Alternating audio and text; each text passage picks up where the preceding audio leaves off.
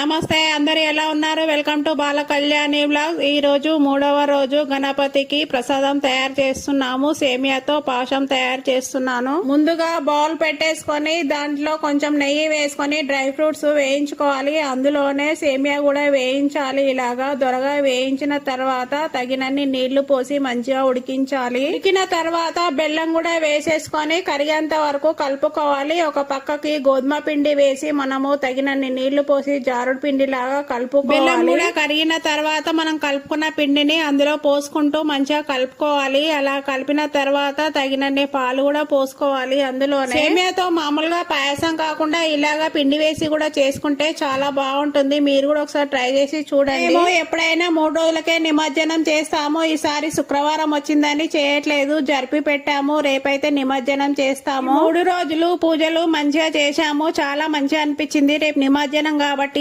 బాధగా అనిపిస్తుంది. మీకు కూడా ఇలాగే బాధగా అనిపిస్తుందా? కామెంట్ బాక్స్ లో కామెంట్ చేయండి. ఈ రోజు మా గణపతికి నైవేద్యం పెట్టి పూజ అయితే కంప్లీట్ చేశాము. ఆరతి చేశాము. నా వీడియో ఎలా ఉందో కామెంట్ బాక్స్ లో కామెంట్ చేయండి. జై గణేష్ మహారాజ్ కి లైక్ చేయండి, షేర్ చేయండి, సబ్స్క్రైబ్ కూడా చేయండి.